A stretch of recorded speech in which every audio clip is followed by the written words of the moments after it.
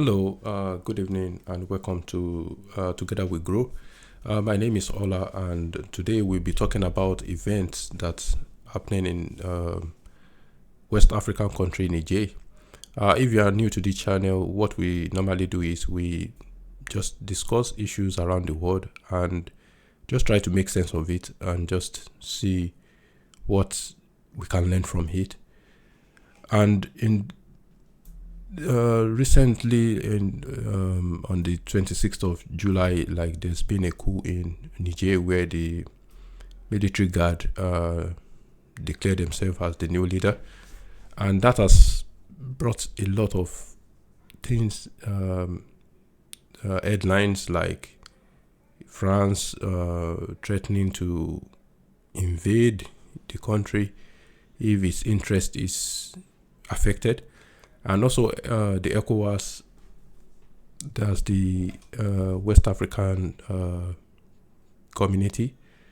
They were also saying they gave ultimatum of 7 days, which actually today is the seventh day. So today is the last day for the president to be reinstated.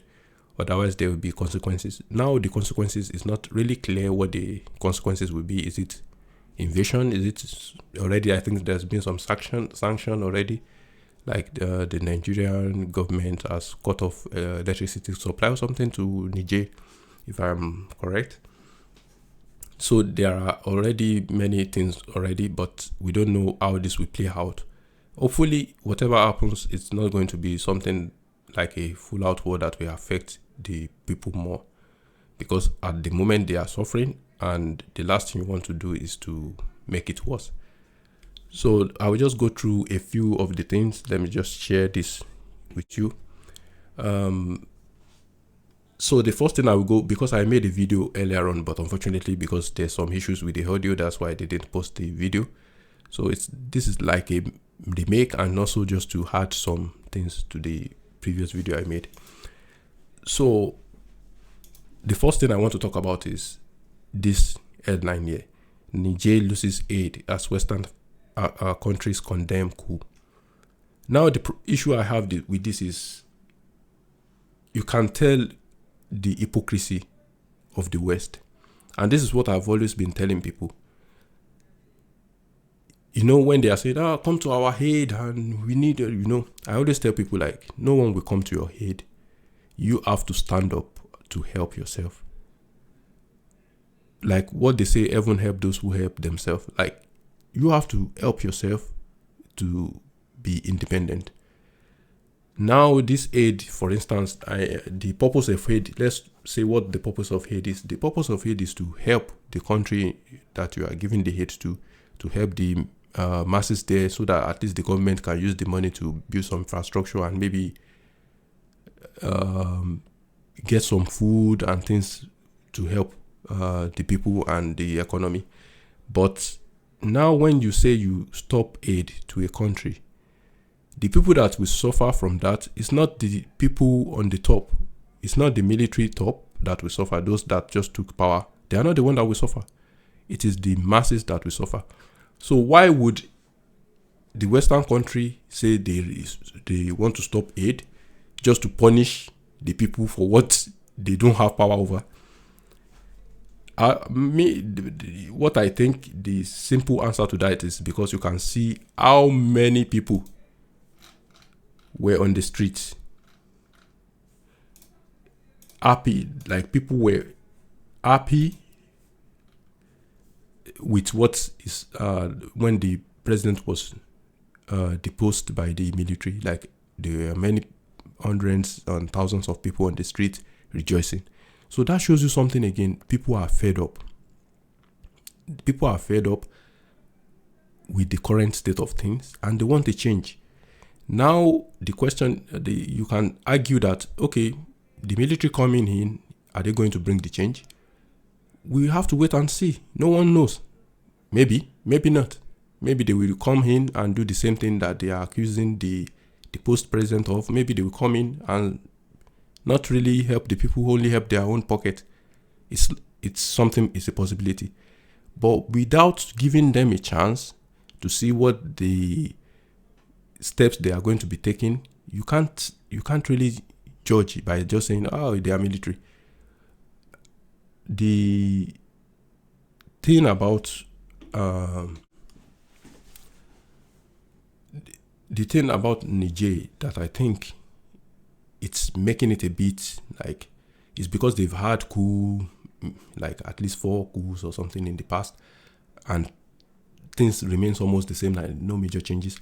So that's, you can say, okay, from their history, they have had coup and it didn't really make any difference. So how come this time it will make any difference? The reason why I think there's a difference this time is because generally things are changing. You can tell there's something in the air, like something is changing.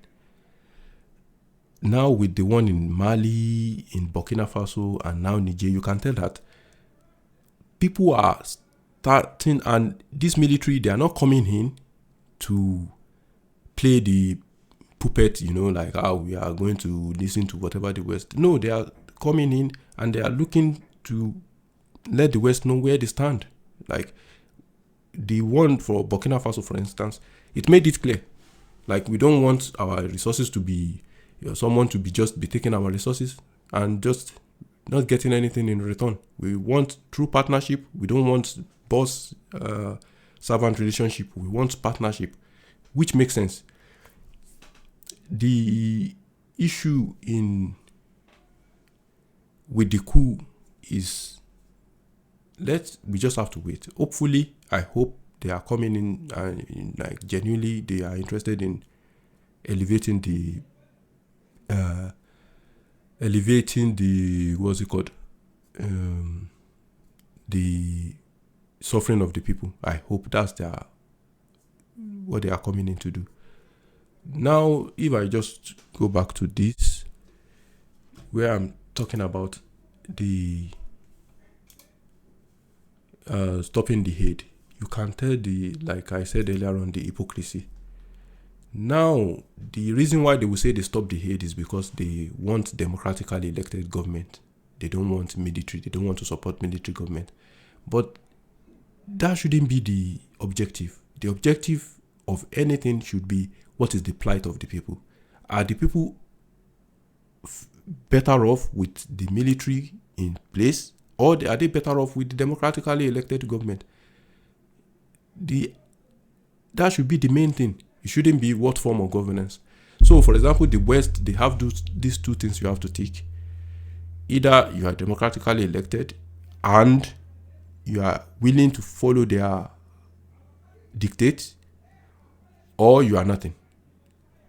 Because we've seen in the past, even people that are democratically elected, how they were killed with the support of the West, like Patrice Lumumba, for instance. We just have to read our history. We just have to get some book and read to know what is really going on. So this is not really about democracy. This is really about control. If a government is in place, if it's military or authority or this monarchy or authoritarian, any form of government is in place, as long as it's following the dictate of the West and is bowing for whatever they want, is putting his hand behind his back, Gaza and things like that, that's okay with them. They don't care. Even if the people are suffering, even if the majority of the people are in poverty, that's not their concern. Their concern is, are we able to control this person in charge, and are we able to take the resources? Is it benefiting us? And that is something that I see now that people are fed up of. You can tell, like the Russia-Ukraine war that is going on is just something that brings it out. Like, it makes it to show that people are really fed up.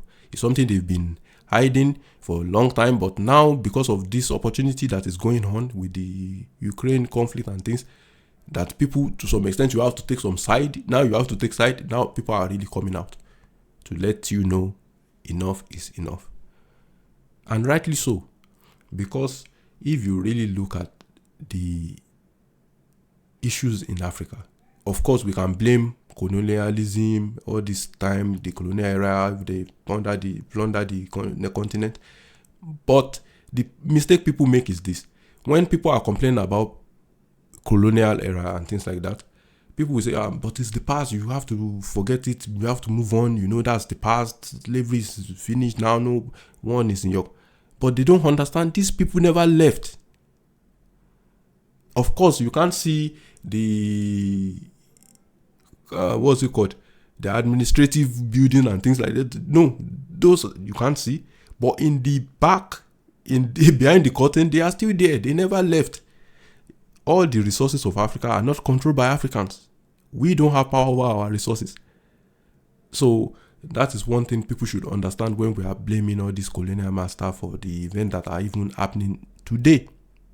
See, for instance, France, for example, there's this headline as I saw that France says, I think it's Macron says, if the interest of France or any of his citizens are affected in Niger, then there will be consequences. They wouldn't, like, of course, when I'm not supporting that people should go after any French citizen just to say, okay, don't go after them or kill anyone. Like when they were attacking the embassy, I understand where the frustration is. Because embassy, of course, people can say, it should be protected and this. But that's where the spies are. There is embassy, there's a lot of things going on in embassy that when you really, if they want to destabilize a country, it starts from the embassy. They start from there. So all this aid, foundation and things, that's where they start. That's how they infiltrate into your country. So, of course, I'm not supporting the violence that, okay, people should attack anyone because they are French. But it should be said that when people are saying enough is enough, leave their country. It's simple. Leave their country. If truly what you are there for is to benefit them, and they say, no, okay, we don't need any help again, then you just say, okay, we leave. If you really don't have anything you are gaining from there.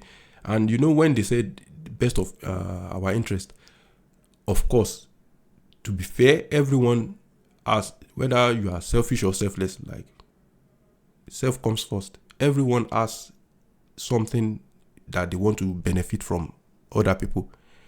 But the question we have to ask is, if what you want to get from a country is going to be detrimental to the people of that nation, then you have to think twice and think, is this worth it? Like, because I want to get some oil or something, is it worth it to invade and destabilize a whole country? Is this worth it to make millions of people homeless and displaced?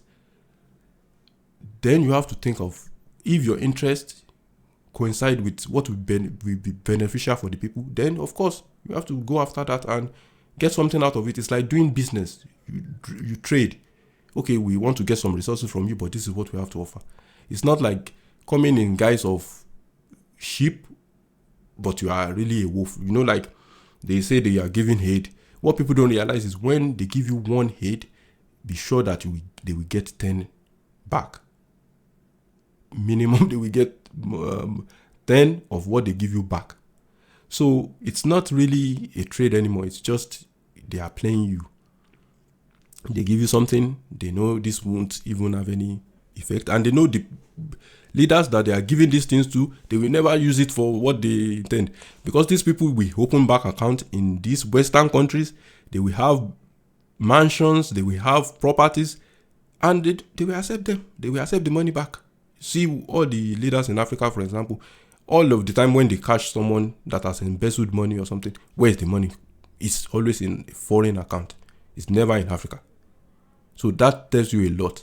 When these people, even for me to open an account in a foreign country, I have to be resident there. You have to go show so many papers, submit this and this to show, even work to show that, okay, you are working before you open a bank account. So how is it easier for all these rich, corrupt leaders in Africa to just open accounts in some foreign countries and easily transfer huge sums of money that is meant for the people?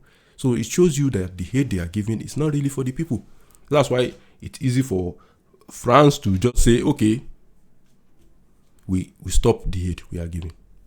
Because in the first place, it's not for you, it's for the leaders. Now the leader, the puppet we have there that we are giving the aid to is no longer there, so why should we continue it? It's not really for the people. That's what people should understand. And another thing is, I hope they don't do anything to the president. I hope they don't kill him or they let him go at some point. If the West so much love that leader that is a good leader, they should take him to their country and maybe make him a president there if they want. But you see, people are frustrated. That's what people should understand. In Africa now, people are frustrated. They've seen that, okay, it seems we are always in the back. Like, we don't have a say in the United Nations. We don't have a say anywhere. Like, you have to see, like, Africa is just like, you see how they treated when the delegation from Africa are going to do this peace talk or something with Russia. They want to then submit their proposal for peace or something. See how they treated them in Poland, where they hate the people that are supposed to be going with the different presidents and things of these nations. They were delayed. They didn't even allow them to transit. So that shows you how they see us Africans. Whereas this same Western nation, when they are coming to Africa, we treat them like kings. We treat them like queens. We try to make them feel good, like, you are coming, we are welcoming you. Now the problem is, if we are not getting the same thing back from you, why should we continue doing it? Why should we continue treating someone that doesn't treat us good like a king?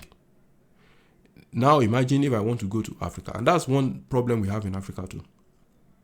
If I want to go to any African nation that is not maybe West Africa or something, because this ECOWAS, I think they have this agreement where you can travel and you don't need visa, but you just go through the border and they still have to stamp and things like that. But at least you don't need to go through all this paperwork and things like that, as long as you have a passport. Now, if I want to go to other African nations, maybe East, Northern, South, I need a visa. Whereas if any European, any European want to go to this same country, they don't need a visa. They just go there, turn up at the airport, and they get their visa at the entry point. So that shows you how we still think as Africans. Whereas this Europe, for example, they have this European Union. Even when they are out of European Union, for example, Norway is not part of this what's it called, European Union, but still, even in citizen of Norway wants to travel to other European nation country, European, what's it called, EU, European Union country, I'm sure they don't need a visa. They will still go. Maybe to work, maybe they might need some more paperwork than others, but you get the point. Like this, they see themselves as one. That is one thing that is very beneficial, that I really admire on their side. These people that before they were fighting this world war among themselves, they are the cause of the world war and everything they are doing. Now, to some extent, they've united. They've seen themselves as one. You don't see them fighting each other.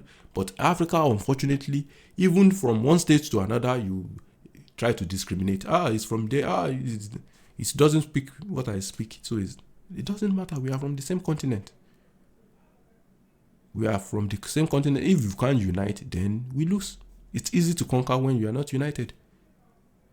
So let me just not go on my tantrum and just be saying. So, like, that's one thing with this hypocrisy that I don't like. And when people are talking about China and Russia coming into Africa, they are like, but they are bad. You can see how they treat their own citizens, how this and that. They will be worse than any. I said no. If the angel you don't, the devil you know is better than the angel you don't know. So we know what China is capable of. Then we trade, and they are not hiding. They don't do like, we are like, they know if we are coming to do this with you, we want to get something in return. It's simple as ABC. But they don't come as if, we are only coming to help you and that's it. And we don't, and then they will destabilize your country from within. They don't, like, at least you can see all the investment and everything that they are doing so far in Africa. It's true investment, things that are actually going to help the people. They are actually coming to make infrastructure that will help the people, that will have impact on the economy, not just giving some aid money that won't have any benefit in the long run. And with Russia, what I think people can benefit from Russia is energy. We need energy in Africa. To be able to develop our own industry, we need energy. That is one thing that I found funny when they were pushing this environmental agenda, like now you have to cut on this, now is the time for Africa to develop. Whether you want to cut on your own, you've developed anyway, you can cut on that. But we are now in the process of developing our nation. We need to develop regardless of what you think. So I think this is the opportunity for people to use more like a partnership. Like Russia has been saying, we like to partner. We are not coming to you as a boss and servant or slave. No, we are coming. This is what we can offer, and this is what we expect back. We exchange things. That's how it should be. It should be like a bilateral agreement, like trade. Like, okay, we do this for you, you do this. Clear. If you like it, you sign the contract. It's nothing hidden. It's not like we come to you as if we are coming to help, but in the long run, we don't. That's not the objective. So this is the opportunity for people to really harness that energy know-how of Russia, because this Rosatom, like, they can build nuclear energy facilities for countries to sustain, to produce more energy for Africa. If we can get enough energy in Africa, then we can build our industry. We have the workforce. That's what people don't realize. The population of Africa is young. Like, there are many youths in Africa. That's good work for workforce. And resources, we have natural resources. Of course, they've plundered a lot, they've taken a lot, but we still have a lot left to develop ourselves. So what I won't want is for Africa now to go to Russia or China the same way they are going to the West with their hands behind their back and begging. No. Stand on your feet. Go to them, tell them like leader to leader, not like you are less of a leader. No. You are leading a country. Unfortunately, because all these leaders too in Africa, most of them are corrupt. And the West knows that, okay, they can use that to blackmail them too. Like, okay, you are corrupt, you have many properties in our country. If you do this, you go against our will and things like that, you will get in trouble. They know that. So that's why most of these leaders too, the African leaders, you can tell. But now, a good thing in the air, and I feel there is a change in the air, is when these new generations are coming up. Like the one in Burkina Faso, especially the one in Burkina Faso. When they are coming up, you can see how they say it as it should be. Like, you don't have to hide. This is who I am, and this is what I think. I'm not going to be bowing for the West this time around. We are going to deal, if we have to deal with Russia to benefit our people, so be it. Another thing before, what's the time now? Is, let me just show you something, just so that we get more. So this is the ECOWAS. You know, ECOWAS has given this ultimatum for Niger that 7 days, I think, and today is the 7th day, like I said earlier, and we don't know exactly what they are planning to do. Are they planning to invade the military intervention, or is it just more like sanction? Already there's been some sanction already. Like Nigeria has cut off electricity to Niger. Imagine even that. Who will suffer? The ordinary people. So now I don't know if they are planning in military intervention, but with the way it sounds, it seems they are planning military intervention. And with the support of France, because France is also in for that, like, you know, they really have to put this man back. So hopefully, I hope they don't go ahead with that, because then that will destabilize the region and it will make people suffer more. So I hope they don't do that, because in the long run, it's Africa that will suffer that. Now look at this map. These are the ECOWAS. I think Mali, Niger, and Burkina Faso are already out. They are suspended at the moment because all these countries are now led by military. But if you look at all these countries, majority of them, if not all, the leaders are very corrupt. The people leading them are very corrupt. So they know that with what is going on in this place now, if they don't put a stop to it now, is going to come to their doorstep. They know that. That's why they want to crush this by all means and stand against it, because they know the military in their own countries too, the military generals, the top military in their own countries too, are probably following the event. They are, okay, if these people get away with this, we can do the same thing. Now, do I support coup, like just military coup? No. But if it's going to benefit the people, I always say something, I support any form of governance that will benefit the people. It doesn't matter what form of, if it's communist, if it's democracy, so-called democracy, if it's monarchy, if it's even authoritarian, or what do they call it, I don't mind as long as the people are benefiting. Let's use this, let me just expose this Western hypocrisy a little bit more. There's two things they always shout, democracy, and freedom, freedom of people and freedom, right of the people, or freedom, or something like that. But it's just a farce. It's not true. Because if you truly think that democracy is not benefiting the people, if some people are electing leaders every 4 years, but their life is still in, they are suffering, they don't have any basic rights, then that should trump that idea of it has to be democracy. Then you have to say, okay, now if democracy is not working, let them try something different. As long as it's going to benefit their life, it's going to improve them, their livelihood, or how do they call it, let them try something else. If that is not happening, then what else you can say is, okay, even if it's going to be military that will be in place and things are improving, let's find a way of working with this military, at least, and let's see what will happen from there. As long as the people are happy, let the people be first in everything. That's my point. Let the people be first, not your ideology. Not that we want democracy for everyone. No, what works for the West might not work for everyone else.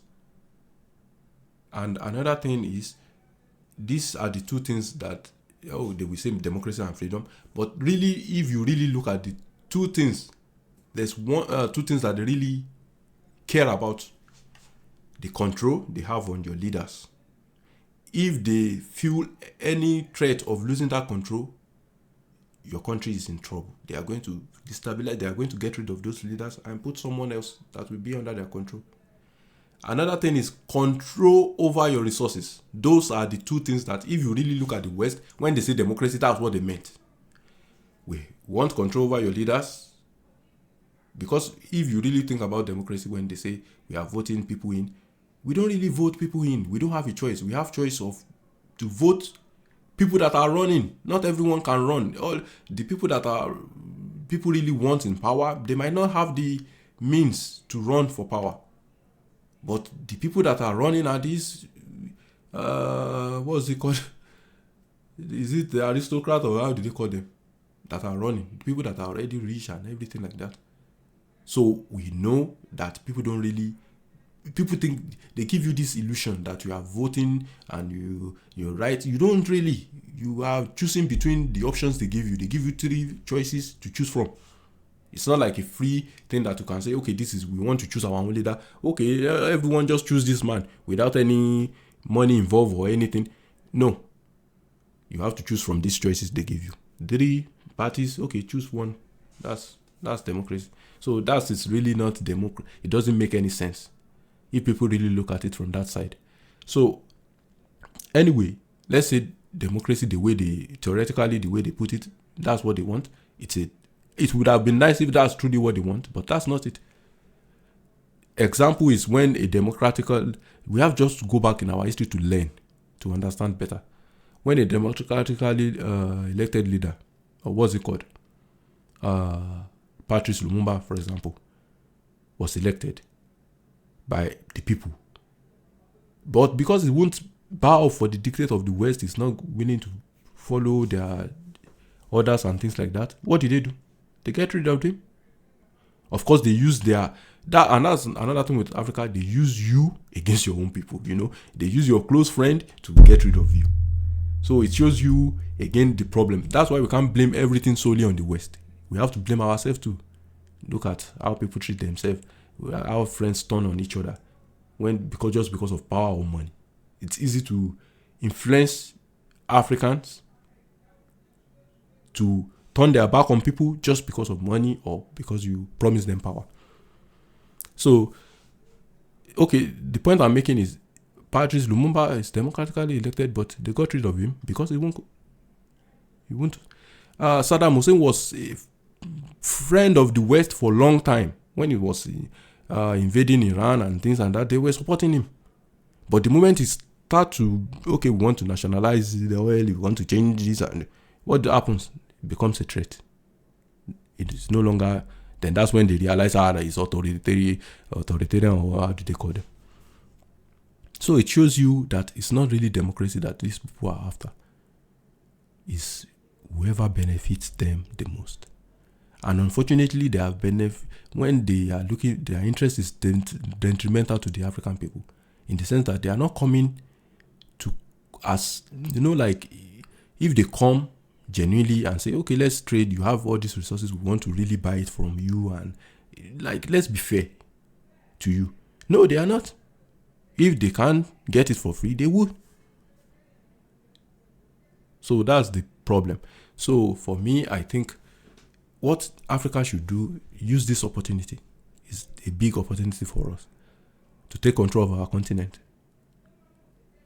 Now there's no hidden, they see where the African nation stands when it comes to Ukraine and Russia, for example. So that has shown them a bit, okay, these people are starting to get some, maybe they are starting to become emboldened to, they can speak. This is what they want. This, you can see many leaders now in Africa too are talking out loud, against the West. So it's nothing hidden. People are fed up. People know what is going on. But rather than complain, we have to start making changes. Take steps that will actually affect our life in a positive way. One of those steps that I urge these military leaders and things, and any leader in Africa that wants true change for his people, is to harness the power of energy from Russia. Instead of going to Russia the same way we go to the West with our hand behind our back begging for money. No, don't do that. Don't ask for aid. We don't need aid. You see, when they stop the aid, for example, are they stopping it because they know it will get rid of the military leader? No, they want the people to suffer. They know if you don't get the aid, things are not running well in your country. You are suffering. They sanction you. They stop you from getting different trade and things like that. When the suffering becomes too much, they know you will revolt against the leaders. They want to make the governance of the Niger, for example, not to be successful. That's their aim. So if they are not successful, if people are suffering, the economy is getting worse, people will say, okay, now we don't want you again, we want the puppet back. So that's the whole point. If people don't understand and if people don't realize it, that is simple. My hope is they will use all this, this Rosatom, the big energy industry of Russia, if they can use them to build nuclear facilities in Africa where they can generate energy for the continent, to build their own industry. It's time for Africa to stand up and build their own industry. Enough of exporting your natural resources just to get it back as finished goods. Now is the time for you to be processing things yourself, producing goods. If you are not exporting those goods, we have enough population in Africa to be buying our own things and to make our own continent great. So that's just what I would say about what's it called? Using of course people can say Russia and China, they are not, of course they come to you, they let you know what they really want. And that's it. I like people that comes to me and tell me what they really are, than people come to pretend to me something they are not. and try to make me believe them or something like that. Like I don't.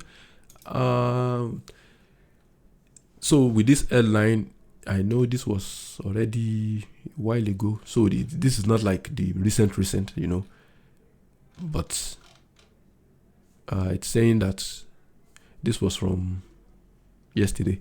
Like West African bloc prepares for military action as Niger Coup deadline looms. Another thing we have to remember is the Burkina Faso, Mali, as they've said, any military intervention in Niger will mean war. Like they are going to step in to support Niger, which is a good thing, because now the ECOWAS has to think twice. Now we are not only dealing with small military in Niger, like some military coup leader or something. No, we are dealing with 2 other countries. And now Algeria also has said they don't want it, they prefer peaceful means, because if there's any intervention or anything military and there's war and displaced people, it will affect Africa. Like people, there will be refugees everywhere and people will start moving away. So if this is the time when Africa should unite, honestly, this is the time we should come together rather than that. And that shows you ECOWAS. That shows you how the leaders there are corrupt. So they know what they are doing. They are puppets of the West. It's simple as ABC. If they can think that the next step to take is military intervention, then they are stupid. We need to unite in Africa. We need to develop our industry. We need to come together. This is the time to come together. This is the time to choose who our allies are. And I'm not saying 100% cut off the West. No. The West has done some positive things in Africa too. We have to be fair. But the majority, we have to just put it on a scale. If what you are doing to help is less than what you are doing to damage the continent, then you are not really helping. See how they got rid of Gaddafi in Libya, and they turned Libya into a failed state. A country in Africa that is better, I think is better off most of the African countries, like if not all. They did that. Everyone forgot about it. Africa is we just have to think. Honestly, we just have to think how we can move forward, how we can develop our country and continent. Enough of all this infighting, it is like we used to say something like, if the wall doesn't have a crack, the lizard won't be able to enter it. Like when we unite, we become a force that no one can stop. But when we are not united, we are on tribal, you are not from my tribe, you are not speaking my language, that is where the problem starts. That is where foreign entities can easily infiltrate and turn your continent upside down. This is the time when Africa should try and come together. See, okay, what is best for us? What is best for our people? That is what we should be thinking. Nothing else. When Trump was in America, make America great again. That is what we should be doing in Africa too now. Like, make our continent great. We don't care if some people won't be happy with us for that. But we just have to take that stand. If every African country comes together, like I know some African countries are suffering in terms of maybe the land is not good enough for agriculture, they don't have the means. But other African countries that have the means to produce food, they can support them. We can work among ourselves and see, okay, this is what we can offer, okay, this is what we can bring to the table. Let's work together and see how we can build our continent. Enough of all this, you are different from me, I'm different from you. Enough of that. See the Europe, for example. 100 years ago, they are fighting each other, conquering each other, doing this. But now they are united in some way. They're doing trade, they are doing this. That's how they develop. We have to unite too. African nations have to unite. And I'm not saying you have to unite to be using the same currency, the same... No, that's not the point. Unity doesn't have to be, okay, now you drop your own culture, you drop your own language. No. It's just knowing that this brotherhood, this thing that, okay, if I'm full and you have to be full too, I have to think about you too. It's not only about me. It's not only about my own interest.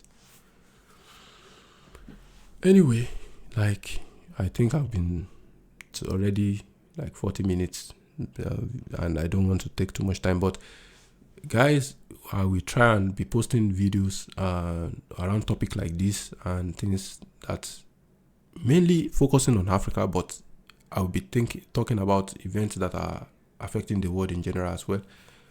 And I hope you enjoy this and you like this video. I would say you can support the channel by subscribing and also maybe commenting and liking the video, because that way it will help to grow the channel. And hopefully if you hit also the notification bell whenever I'm posting any video, then you can easily get the notification so you can watch that video and also continue to support. So I really think and I pray that this doesn't lead to something that will destabilize the region in Africa, because if care is not taken, that is where they were leading us. But if we take this opportunity, it will be great for us in the end. I'm not saying the coup in Niger will make the life of the people better, but who knows? If the leaders put their mind in the right place, they can change.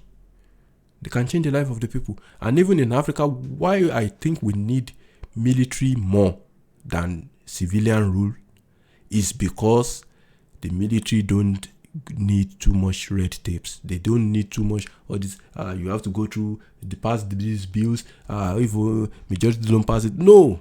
If they feel something is beneficial for the people, they can implement it fast, like quick. And that is what we need in Africa. When people are suffering, we need something quick. We need something that you don't need to be wasting time on. If you need to stop paying, like cut money for instance, let me use an example before I leave, and this will be the last one. Like in Nigeria, for example, if you tell the senators today, those people that are getting the large chunk of the budget, the money from that should be going to something more beneficial, some people are just sitting in some deliberating in some house that they don't even go there every time, and they are getting billions every from the budget. If you tell them today to cut their salary, to cut their expenses, to cut the wages and everything, I'm sure the bill will never pass. So why do we need that kind of governance? Governance that are not really for the people. When the people are saying this is what we want, but they will say no, we are not passing the bill. So it shows you, is that democracy? No. Now if the military comes in and they say today we are cutting the wages and we are reducing the wages for all these people that are on the top that are not really doing much, we don't need to wait for any bill to be passed in that sense. So I think people will think about this and just, of course, there are some things that I might say that may not be like come out the way we are expecting, but of course everyone is entitled to their opinion. And next time I will also be posting updates. Hopefully, let's see what happens from the coming week. Hopefully everything stabilizes and then we can talk more then. See you next time and thank you for watching. Bye.